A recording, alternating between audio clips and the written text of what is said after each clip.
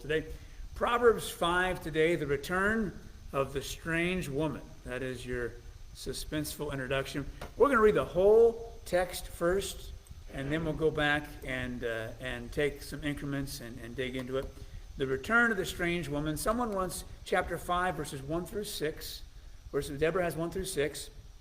And then someone who gets 7 through 14, Sandy has that. And someone who's secure reading awkward sexual imagery, read verses 15 through 23. Who would like that? Jeff's got it. It'll be even better than the King James. All right. You know, nothing like erotic Hebrew poetry in the King's English. That'll be a good time. You'll read. So Deborah has 1 through 6. This is Proverbs chapter 5, everybody. Proverbs 5. Deborah has verses 1 through 6.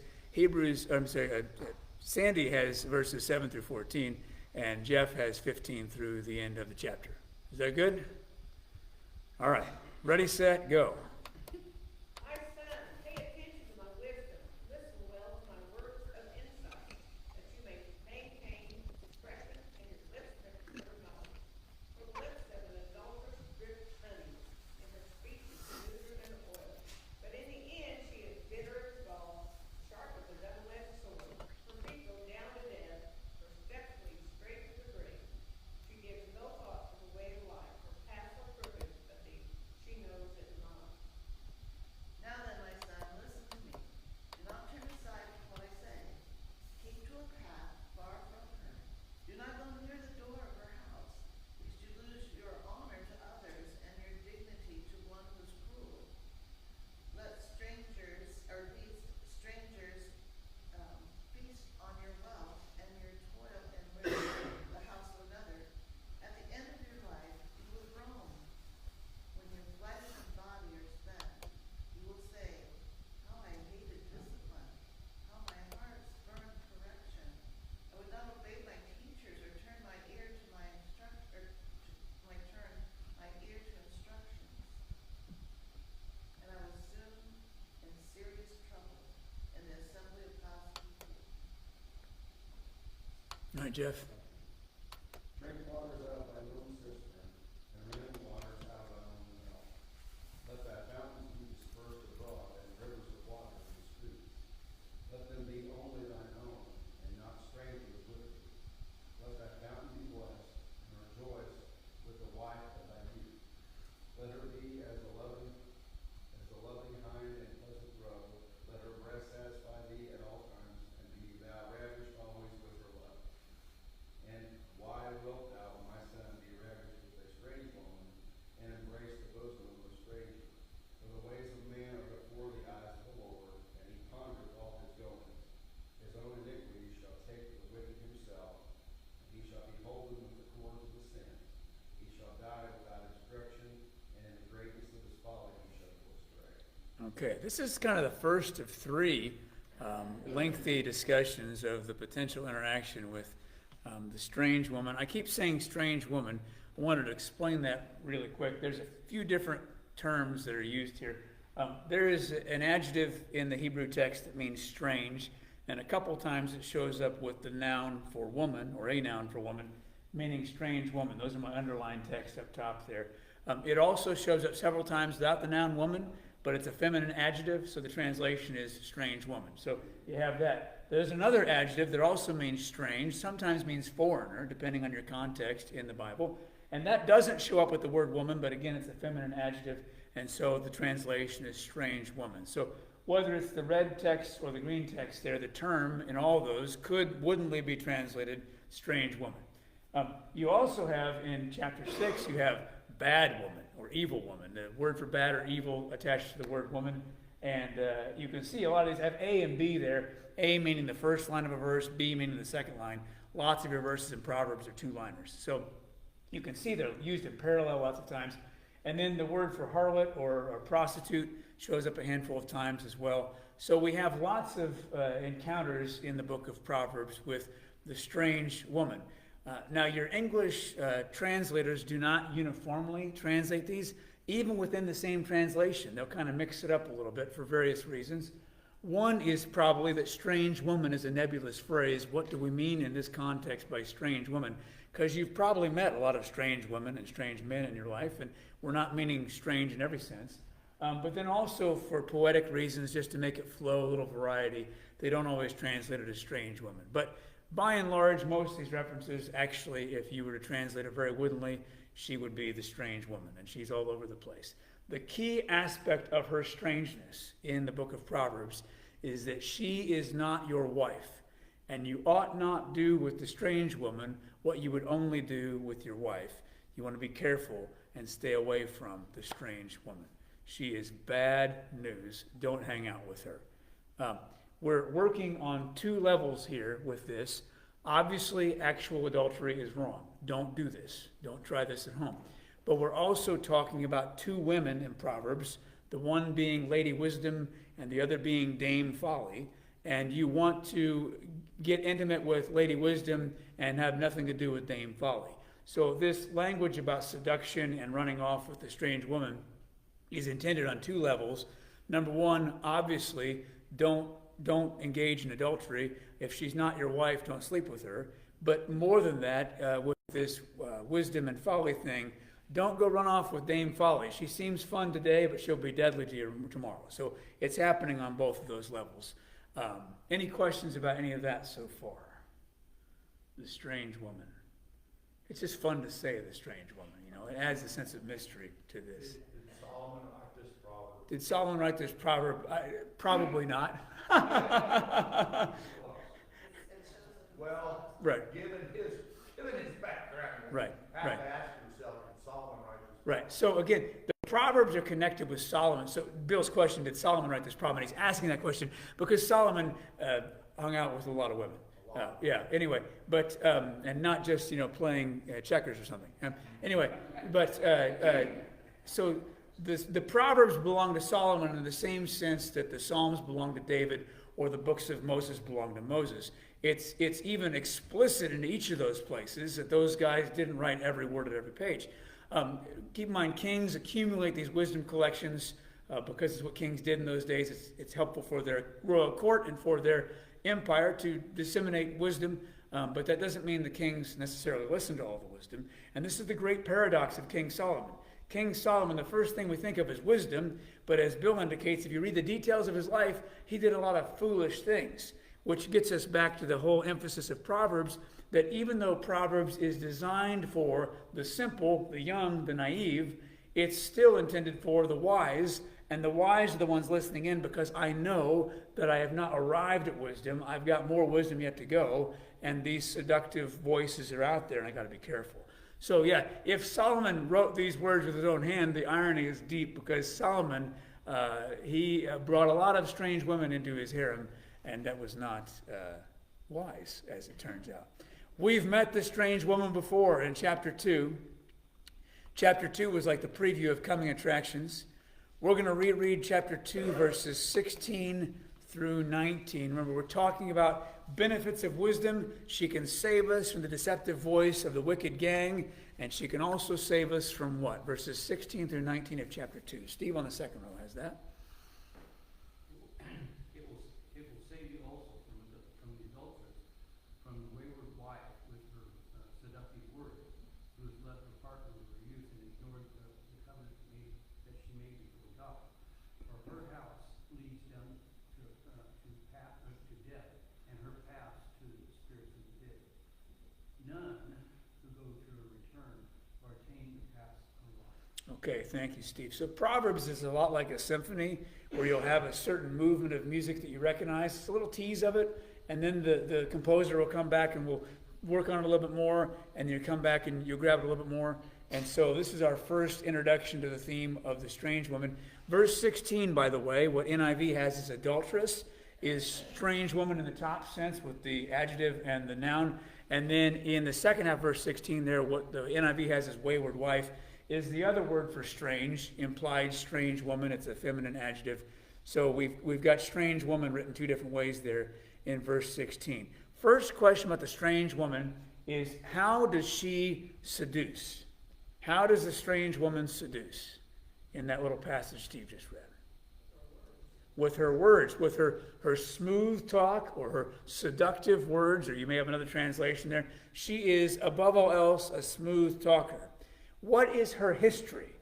What has she done?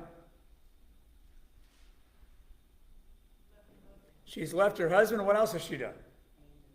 She's abandoned God. Okay, so she's been unfaithful to God and to her husband. So her history is a history of unfaithfulness. This, by the way, is something helpful to think of anytime you're considering an adulterous affair. You're thinking, should I have this affair, should I not have this affair? One consideration is if she or if he is willing to be unfaithful with you, to them with you, there's a good chance that he or she will be unfaithful to you at some point down the line. Those who have been unfaithful don't just like flip a switch. So she has a history of unfaithfulness.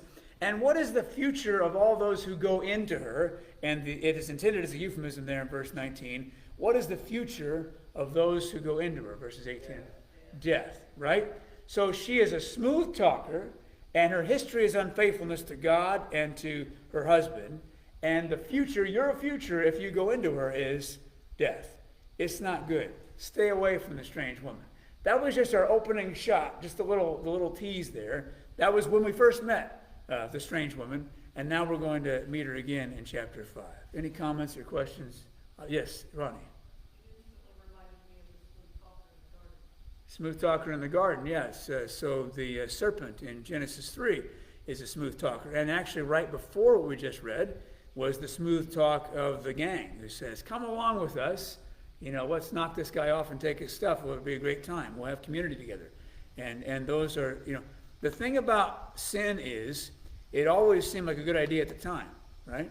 It seemed like a great idea. I should do that. But logically, in the logic of wisdom, it was a bad idea, and we would have done well to stay away from all of that. So smooth talk requires, why are we listening to wisdom and storing it up and guarding it carefully? Because we want to have this constant readiness to be able to filter out the smooth talk that we ought not give into. Other comments or observations so far before we dig back into chapter 5? Okay, chapter 5, verses 1 through 6. Somebody can read that again for us, please, if you would. We would like to Bill to get it. Verses 1 through 6 of chapter 5. My son, pay attention to my wisdom. Listen well to my words of insight, that you may maintain discretion and your lips may persevere or preserve knowledge. For the lips of adulteress drip honey, and her speech is smoother than oil, but in the end she is bitter as gall, sharp as a double-edged sword. Her feet go down to death, her steps lead straight to the grave. She gives no thought to the way of life.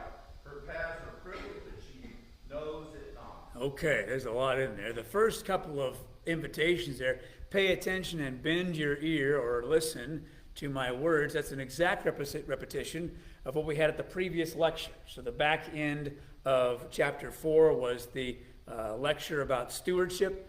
If wisdom has benefits to the whole body, then steward that wisdom with your whole body, your eyes, your mouth, your heart, all of this. And pay attention and listen or bend your ear. The same thing again here. The sense of urgency. Don't blow this off. Now, because he has the sexual imagery later on, he's going to get the young man to listen just because that's the way it works. You're going to grab their attention. But really, take this seriously. Pay attention to this. This is for your benefit, for your good here. Pay attention and bend your ear that you may maintain or keep or preserve this discretion and knowledge. We've had that imagery before in Proverbs. We want to retain this teaching in our hearts. We want to store this up in our hearts. We want to keep it. So the guarding has to do both with offense and defense. We talked about this last week. So I want to keep it and maintain it. Notice here, though, in verse 2, that you may maintain or keep discretion, and that your lips may preserve or keep knowledge. Lips, up to this point in Proverbs, we think of speech. And that's probably also intended here. Let your lips preserve knowledge or wisdom in the way that you speak. But lips show up again in verse 3, and whose lips are they now? Yes, the strange woman. These are her lips now in verse 3, and her lips drip honey. Now, as Ronnie pointed out, she's a smooth talker back from the previous text there in chapter 2. So her lips are seductive in that way. But now that we're talking about her lips dripping honey, we're shifting the image now to you want to kiss her. It seems like a sweet, desirable thing. She is sweet and she is smooth. So your lips in verse 2 preserve knowledge by speaking things that are true and wise, but your lips also preserve knowledge by not kissing her, even though her lips are sweet as honey. So we're expanding our metaphor by a layer here in verses 2 and 3. We want to keep and maintain knowledge, not just with our heart and with our lips, and not just by speaking with our lips, but by not kissing that which seems sweet. The honey looks good, but there's bees in there. They'll sting you. I added that part, but that's what we got going on here. So in verse 3, the strange woman, her lips are sweet like honey, and her speech, as we saw in chapter 2, is smoother than oil. That's smooth right there. Ever pour some oil on the ground and just try to surf across it? That's smooth. You'll probably wipe out. Smooth. We put oil in the car, oil in the lawnmower. The oil makes things go smoothly. So she is sweet and smooth in verse 3, but do not be deceived by appearances. It's like that commercial on TV, right? Where whatever it is the most amazing product ever. And they've got some secret to whatever it is, and it's only $19.95 plus shipping and handling, but if you call in the next 5 minutes, you get whatever, right? And it seems like it's a wonderful thing. And you get the thing in the mail, and it's a piece of junk, right? It always is. And so that's how this is here. It seems like sweet and smooth, but what are our adjectives in verse 4?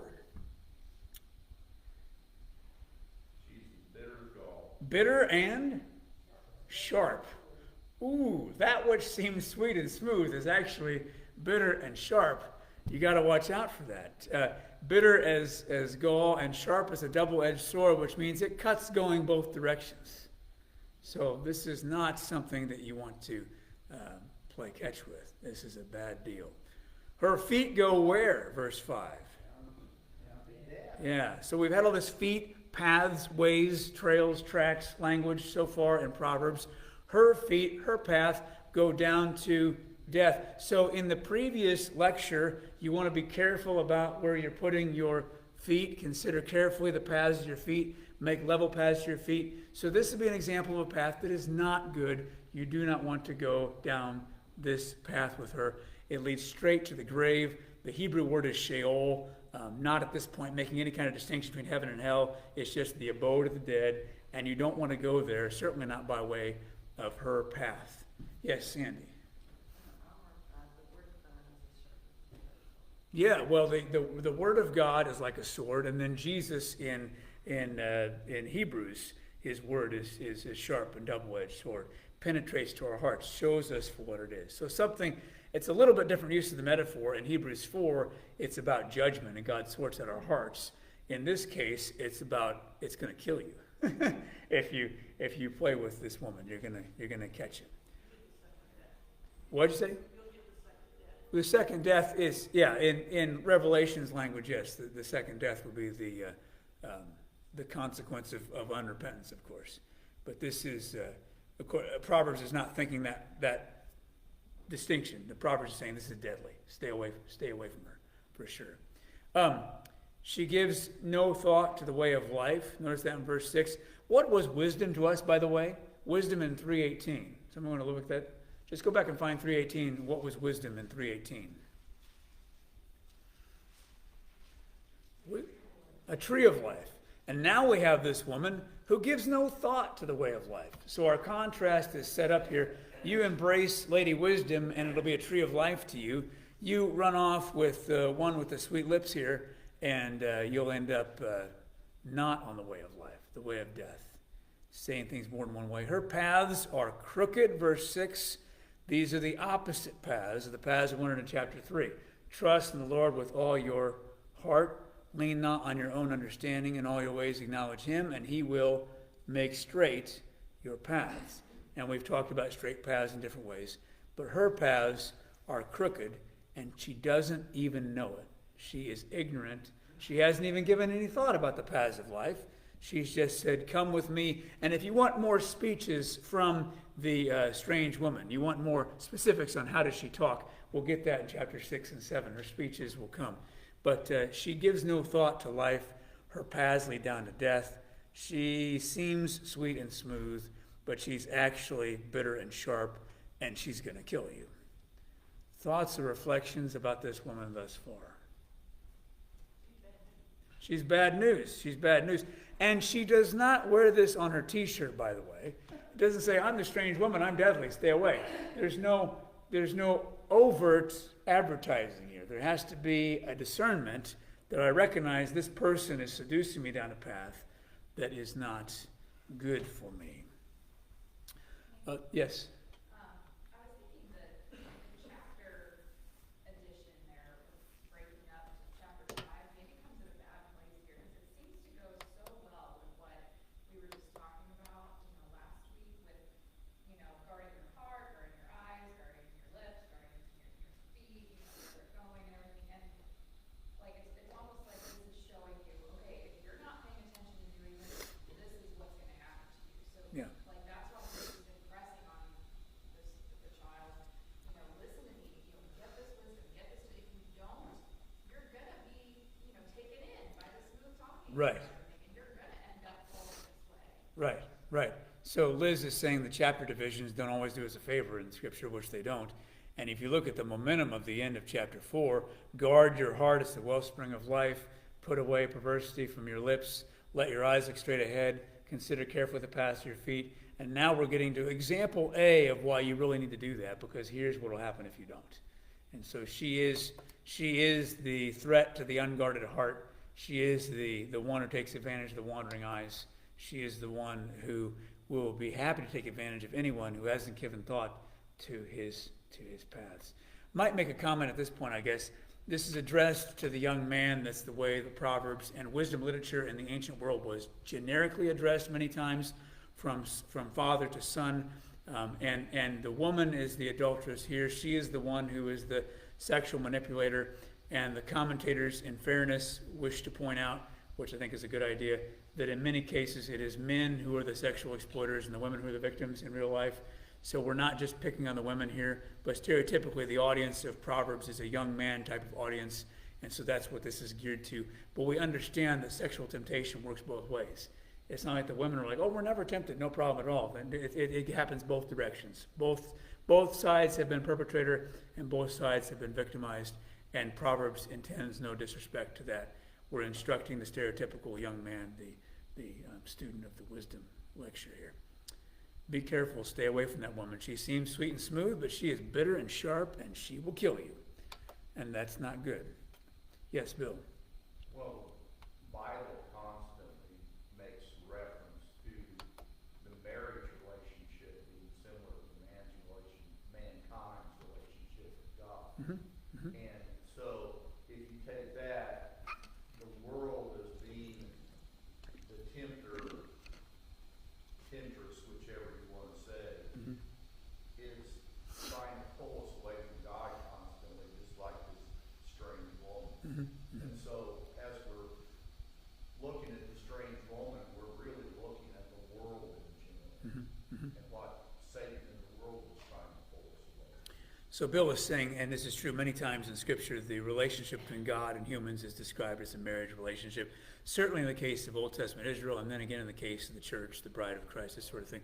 And so the language of adultery, immorality, we saw this particular in Revelation, is used not just in the literal sense of avoid actual adultery, you should avoid that, but it also is used in a broader sense of am being faithful to God. So when we come across these warnings about temptation and infidelity, you might say, well, I'm not currently tempted to adultery, so I guess that passage isn't for me.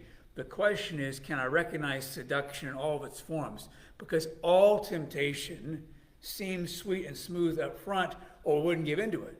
And then we're like, oh, that was a really bad deal. So even though this is in the framework of actual temptation to have a sexual relationship with someone I'm not married to, it carries overtones of the overall relationship between wisdom and folly, and then beyond that, the relationship between me and God. And there are lots of seductive things. In Revelation, it was, hey, if I just go to these feasts where they have this idolatry stuff, I can keep my membership in the guild, I can keep my job, I can go to the marketplace and keep food on the table for my family. So it's tempting to do that. I know they just pretend God's no big deal. And Jesus says, actually, this is a really big deal. So that was Revelation 2 and 3. So considering where the seduction is in my life, and not to say, oh, that's only about technical adultery, I haven't done that, so I'm good to go, but to think about where are these voices coming at me in other ways. So, You getting ready to speak or just nod? Sometimes the nods come and then the hands go up, and I don't even know. So, yeah, seduction in all forms we are to be aware of for sure. How about verses 7 through 14? Verses 7 through 14. If you want to avoid being volunteered for the awkward version, you want to read now. Liz will read this, 7 through 14. So now, my sons, listen to me. Never stray from what I'm about to say. Stay away from her. Don't go near the door of her house. If you do, you will lose your honor, and you will lose to merciless people, or you will lose to merciless people all you have achieved. Strangers will consume your wealth, and someone else will enjoy it for your pleasure. In the end, you will groan in anguish when disease consumes your body. You will say, how I hated discipline, if only I had not ignored all the warnings. Oh, why didn't I listen to my teachers? Why didn't I pay attention to my instructors? I have come to the brink of utter ruin, and now I must face public disgrace. There you go. Now, I'm sure that Sandy and others are thinking of children's ministry here, because how many times, and maybe you've been on both ends of this maybe, you have been disciplining the child or responsible for the child, your kid, or in your classroom, or on your ball team, or whatever, and you say, rule, right? Don't do fill in the blank, whatever it is. And sometimes, and, you've tried to heard stories of this, you've seen it on TV, but sometimes the child will try to get as close to that boundary as possible just to see where the line really is and how you'll respond if they cross that line or touch that line or get close to that line. And so there's an exhortation here in verses 7 and 8. Don't even get close. Stay far away from her paths. We've seen this before in chapter 4. Let's go look at that. The last part of chapter 4, which as Liz says probably is unfortunately separated from our text by the chapter division. But the last 3 verses of Proverbs 4, 25, 26, 27. Steve in the front row. Look straight ahead and fix your eyes on what lies before you. Mark out a straight path for your feet. Stay on the safe path. Don't get sidetracked. Keep yourself from following evil. Okay, so eyes straight ahead. Consider carefully the path you're walking on, and don't swerve to the right or left. We've already had this warning before, and now here in chapter 5, we have again, don't turn aside. Keep your path far from her. Do not go near the door of her house. Don't even get close to it. Let's go on down to chapter 7 just for a preview of coming attractions. If you think chapter 5 is saucy, you should see chapter 7. Chapter 7, I'm just going to read this for the sense of humor. Chapter 7, verses 6 through 9. This would be our fourth encounter, I guess, our third lengthy encounter with the strange woman. This is the narrator speaking in Proverbs 7, beginning of verse 6. At the window of my house, I looked out through the lattice. I saw among the simple, I noticed among the young men, a youth who lacked judgment. He was going down the street near her corner, walking along in the direction of her house. At twilight, as the day was fading, as the dark of night set in. That's your tease right there. We'll get back to that in a few weeks. But already we're saying, alarm bells, he's going near her house. He's going toward her house. This is not good. Stay away. So we've been watching, because Liz and I are valued Comcast Xfinity customers, we have recently been given a free subscription to their Peacock streaming service. And one thing we get are the Americas documentaries that ran about a year ago with Tom Hanks, and just beautiful footage of, he's narrating it. It's beautiful footage of all kinds of creatures all over the place in the Western Hemisphere. And some of these scenes are something is going to eat something else.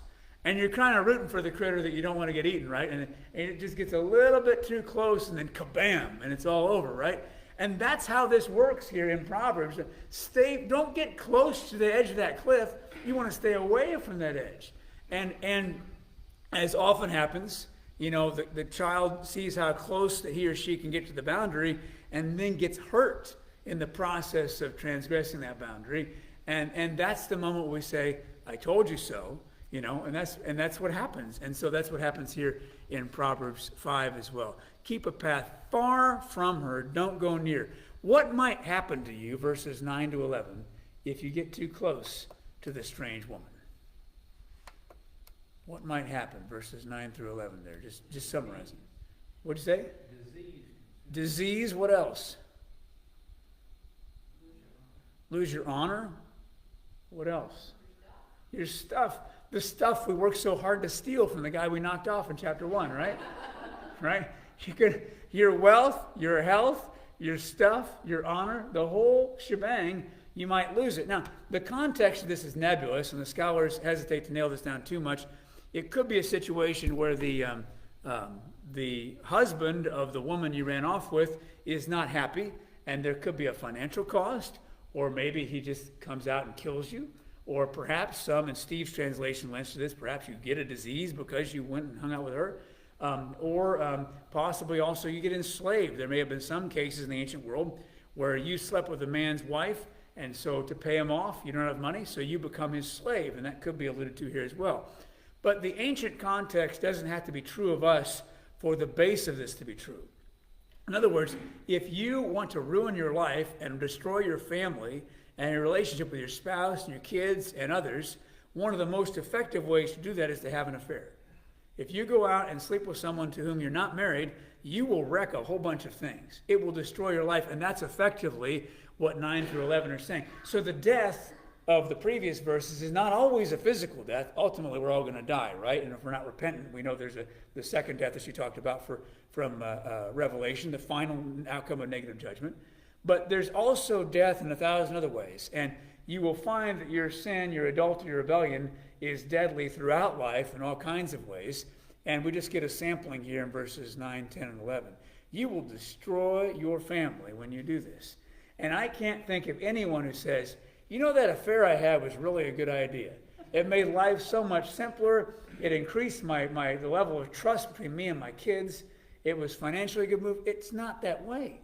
It doesn't work that way. It almost always ends up being a problem in lots of ways and destroying relationships and wrecking families, and it's just not good. So don't get as close to her as you can. Run. Don't be there. Run. Get out of there. Stay out of that situation. There'll be regret, verse 12. What will you say, verse 12, if you run off with the strange woman? How I hated discipline. Remember, this was chapter 1. You mocked me, says wisdom. You didn't listen to me, says wisdom. You wouldn't have my correction or my discipline. Therefore, I will make a mockery of you. And she doesn't have to try very hard. Wisdom doesn't put much effort into mocking us. Wisdom just watches us run in the direction away from her and the consequences, and we make a mockery of ourselves. It's built into the system. It's like fighting gravity. I hated discipline, I spurned correction, and now I have destroyed my life. She seemed sweet and smooth, she was bitter and sharp, and I have destroyed my life by running off with her. You will be full of remorse and regret if you run off with the strange woman. I didn't obey, I didn't listen. So this is where verse 13 dovetails with verses 7 and 8, and we feel like we're back in a Sunday school classroom again. I didn't listen to my teacher. She said, don't do this, and I did this, and look what happened to me. And that's what happens. And the end, verse 14 there, I have come to the brink of utter ruin in the midst of the assembly, the community. Your translation may handle that different ways, but this becomes public. Here's the thing about all affairs in the history of humanity. They all start very private. Only 2 people know about them. They all become very public. People figure it out after a while, especially in a place like Bloomfield, Indiana. We have Facebook, and some people still take the Greene County Daily World, and so things get out there. And so there's no such thing as an affair that ends up being a secret. Most sin has corporate consequences. So what you think you're doing in private that people don't know about is going to bring public shame to you, which in the ancient world is worse than death itself. Shame is worse than death in ancient thinking. And so this will be your utter downfall. You'll blow the whole ball game, pal. Questions, comments through verse 14.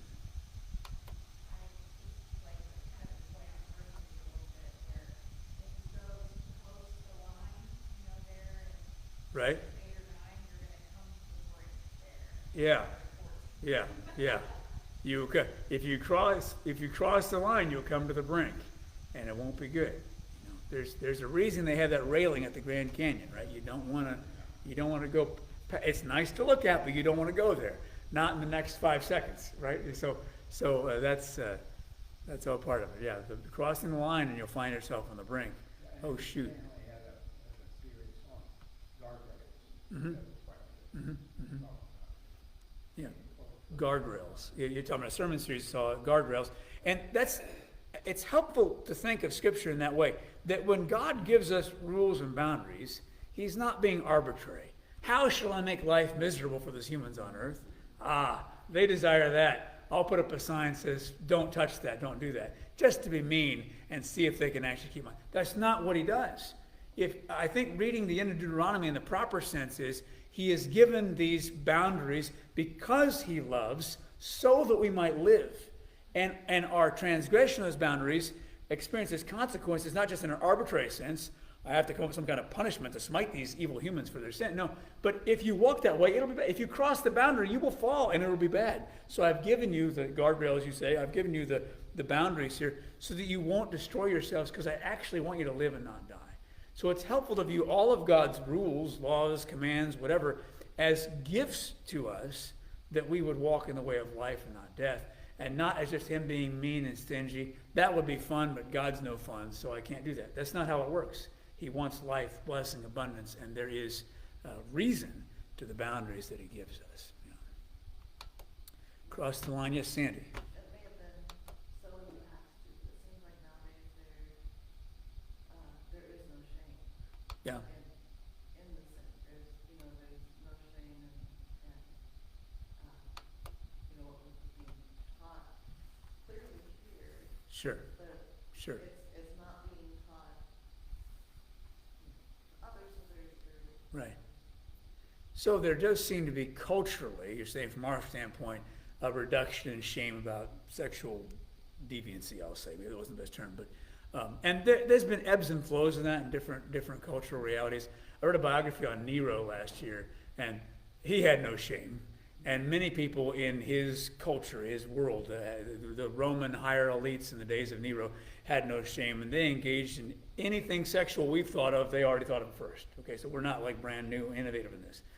So there's ebb and flow in this, but certainly we would seem to be in an environment that seems to be more celebratory or whatever of outside of marriage sexuality. The problem is you can talk big about that, but it will have its consequences. I mean, it just will. It destroys. It's defeating. Yes, Liz. Well, I agree outwardly, there's not a lot of public shame. Well, there still can be occasionally, a high up person that does something. But I do think there's still an inward shame. And I wonder if that's why everything is so much about affirming me and who I am and what I do and everything, because there is kind of maybe that quiet voice inside that is trying to be repressed, trying to push it down. Yeah. Sin produces shame whether I talk that way or not. Right? There's an inner level of regret for whatever I'm doing that's wrong. There can be, whether I pay attention to it or not, it's another thing. I can drown it out, I can run from it, I can ignore it, I can minimize it. But there is a sense of shame or guilt for wrong things done. And that is hard to avoid. But the consequences are also,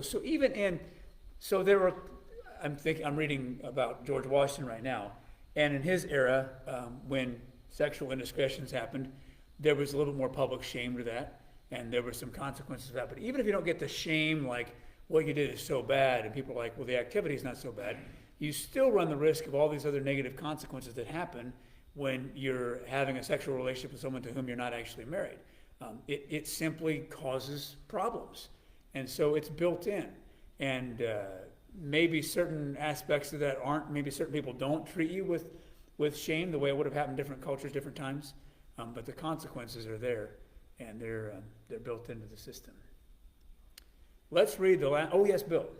Well, our Sunday school lesson last Sunday was on Romans 2. Okay. Where Paul's talking about how the Jews were following the law, and so they were condemned by the law. The Gentiles did not have the law, but there was a law written on their heart that God had basically said, these are the things you should and shouldn't do. Mm-hmm. And they knew those in their heart, and as they followed those, they were basically righteous because they followed what God had written on their heart. Yeah, so Bill was talking about Roman. Go ahead. But, so we discussed it a little bit. For the person that has never heard of Jesus Christ and never has accepted Christ because they haven't heard of Christ, does that mean that God is going to condemn them to hell when they haven't had the opportunity to accept Christ and follow Christ? But that would indicate that if they followed what God had written on their heart, God would still find a certain amount of righteousness. Okay, so Bill was talking about Sunday school lesson on Sunday, Romans 2, and the Jewish people had the law of Moses, the Gentiles did not. In many cases, though, the person who was ignorant of the law of Moses ends up doing what is right because they know it to be right. Something about being created in the image of God has a sense of right and wrong in us that we are at least aware of at some level. And then how that gets cultivated or ignored or whatever depends on the person. But there is a sense of right and wrong. And there's just certain activities that result in bad situations. And so you alluded to that, sometimes if there's a politician or somebody prominent who has a sexual affair or whatever, there is scandal about that. Even among a people who, as a culture, we really don't have the same kind of sexual standards we had at a different era in history, but we still say, that's not right. He shouldn't have done that. There's something, we're very good at seeing other people's sins, right? But there's something in us that resonates and says, that was wrong, that was right. And not just with sexual things, but other things as well.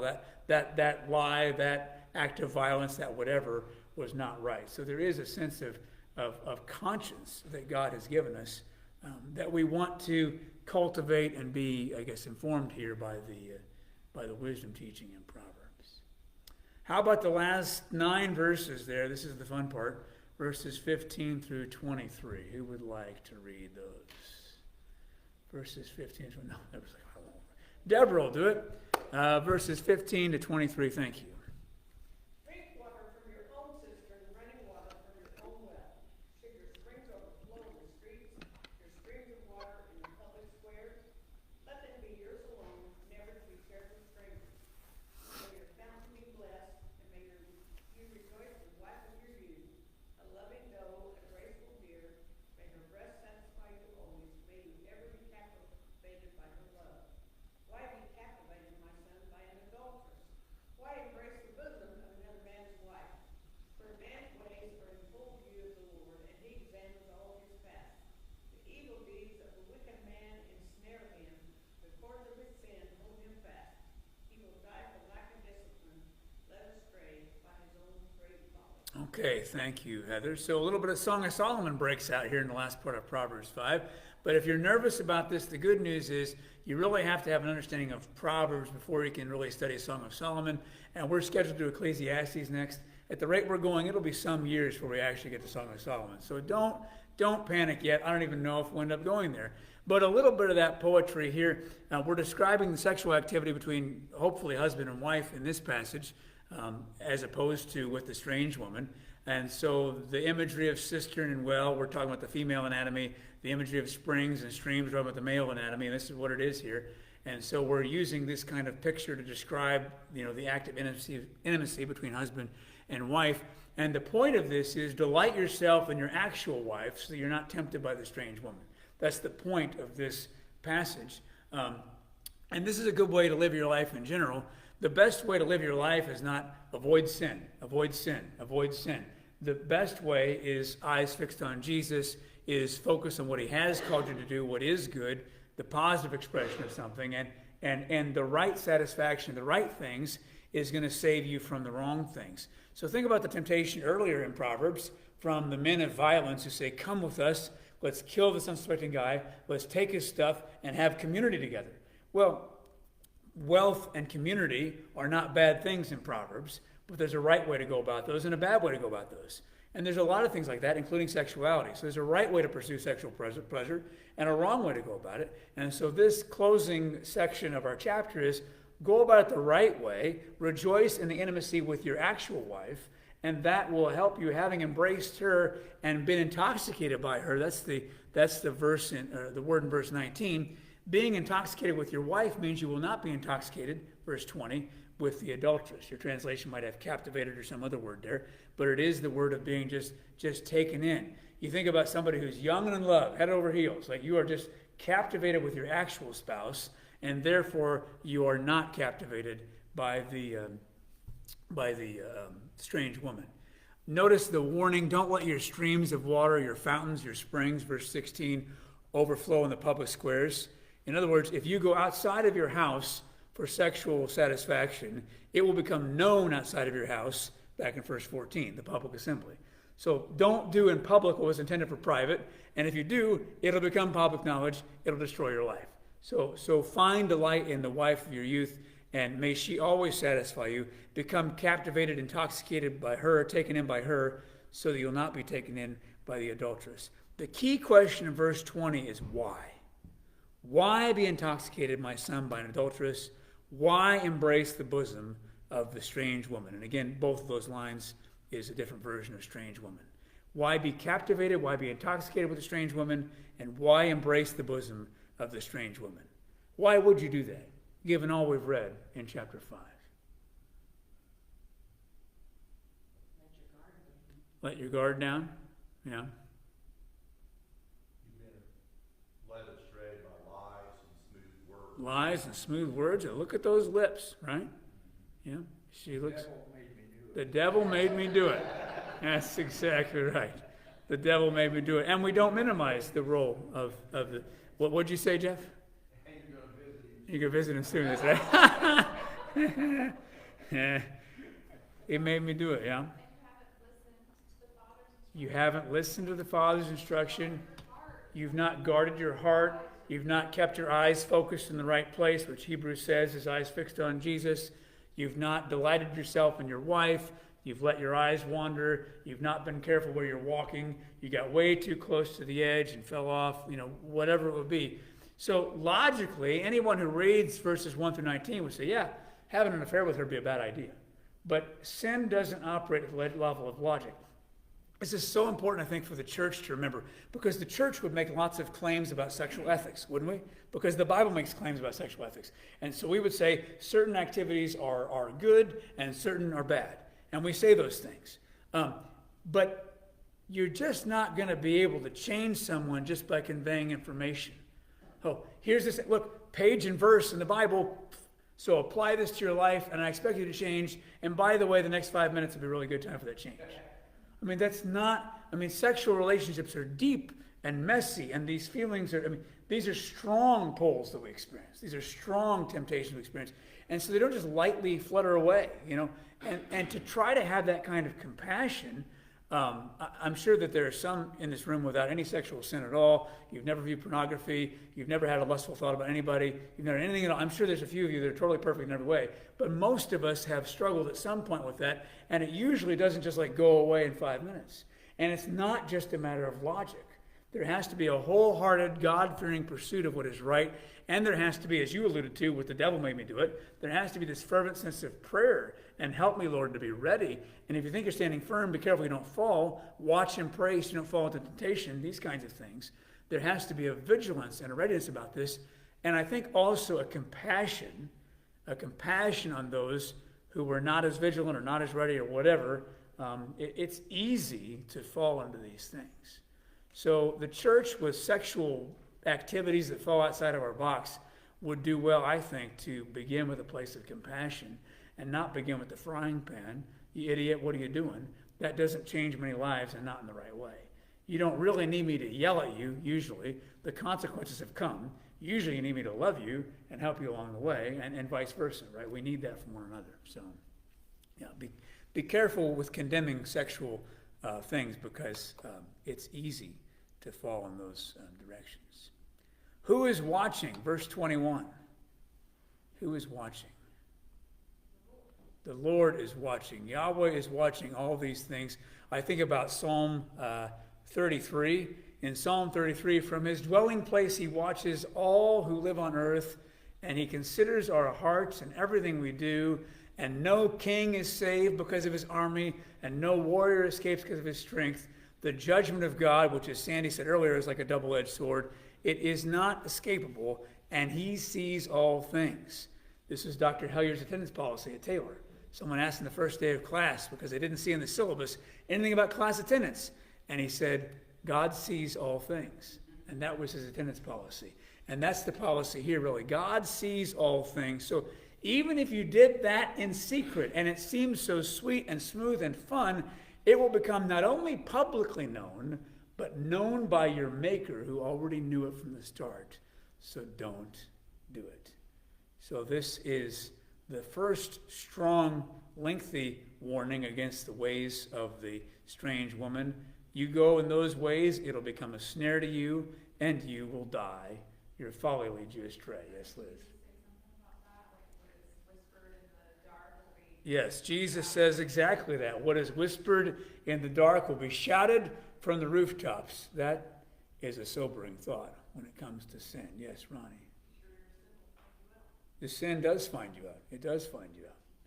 It's the way it is. It's built in. I was thinking too about what you were saying before about, people that have been pulled into these deep sexual sins or really any kind of addiction or, any of these temptations and things. And I was looking at verse 22 that these people are held captive by their own sins. Yeah. And sometimes they don't even know that. And so I wonder, you're talking about looking at people with eyes of compassion. And Yeah. if we see them as people that are like chained, bound, and they might not even understand that or see that, maybe we have more compassion on them being lost, being trapped, being stuck, whatever it Yeah. is, Yeah. rather than just Right, right. disregard for whatever. Right. Okay, that's fabulous. So Liz is saying, verse 22, her translation is they entrap them, they're captivated, they're what was your word? An evil man is held captive by Yeah, their own sin. held captive by his own sin. And it has that effect. To see people who are stuck in things that seem obviously sinful to us, and again, we're so good at being the arbiters of other people's sin, right? Seeing people who are stuck, and to see them as captive to those things, and stuck to those things, and in very many cases, not even aware that they are trapped. This sin, idolatry is blinding. You remember our conversation about Isaiah and the Psalms many Sundays ago now. But idolatry is inherently blinding. Sin is inherently deadening of your senses. This is Romans 1, where I'm sure you were the week before last, where it just has this deadening effect on you, and you don't realize what you're stuck in. So I think about actually one of my verses this morning. When Jesus landed and saw the large crowd, he had compassion on them because they were like sheep without a shepherd. So he began teaching them many things. To have the heart of Jesus for people that are wandering, say, well, look at those people wandering all over the place. No, I have compassion upon them. To begin our engagement of that sinful, worldly world with a heart of compassion, I think is important in this. Yes, one more comment. Well, and so some of them, and I think you don't even realize it, but I remember a Beth Moore Bible study that I did where she talked about, not everyone who's deep into sin is happy there. Like sometimes they don't see a way out of it themselves too, and so there's also that side of it, whether they would admit it or not, there may be some that, There's a hopelessness to that, right? Sometimes you get so entrapped, you're saying, by your sin, you don't see a way out, and you don't know another way out. And so to have someone or someones in your life who will engage you with love and compassion and care about you and begin to be that emissary of hope is an important part of the healing journey. I think, this is Jesus teaching. You are so good at seeing the speck in somebody else's eye, but what about the two before in your own? I've updated that, but that's the point. And we're so good at that. So thinking about how we engage these things, to recognize them for their power. I think chapter 5, and again, we get 3 rounds of this. We get 5, 6, and 7. 3 rounds of the strange woman here in fullness, plus the bonus round earlier. But as we read through these things, we recognize our own susceptibility to temptation. It is really easy to give into powerful voices and powerful draws, not just sexual draws, but other ones. And so there's a certain amount of humility and fear and trembling. It's difficult to get to the end of Proverbs 5 and not take seriously Jesus' teaching, watch and pray, so you don't fall into temptation. You read Proverbs 5, you're like, my goodness, do I need to watch and pray? Because we recognize how pervasive and deceptive temptation is in its different forms. And so if we have that position of humility and vigilance, that sets up for compassion for those who have given in to something that I would say, well, that was stupid. Well, yeah, it was. But we can have compassion on that because it's not that hard for us to fall into these kinds of things as well. And indeed, all have sinned and fallen short of the glory of God. All we like sheep have gone astray.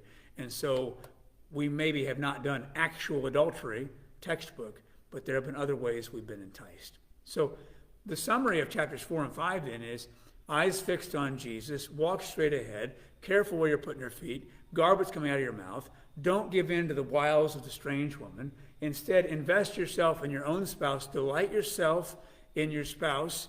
And then I'll also add pray like crazy, because that's the New Testament amplification of this.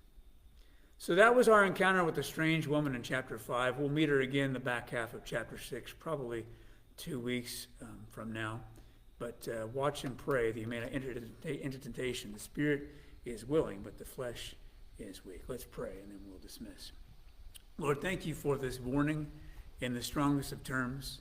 And I pray you'd help us to discern the temptations in our own lives, whether those are sexual temptations or otherwise, that are drawing us away from what is good and life-giving.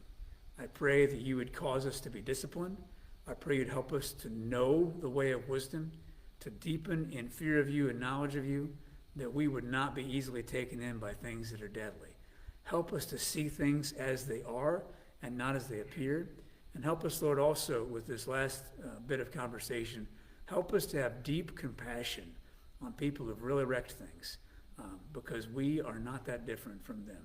And so we pray for humility and grace and love in our ways of handling these kinds of things. Help us to walk the path that is straight, that is good, that is honoring to you, that we might know you more deeply and reflect your glory, we pray in Jesus' name.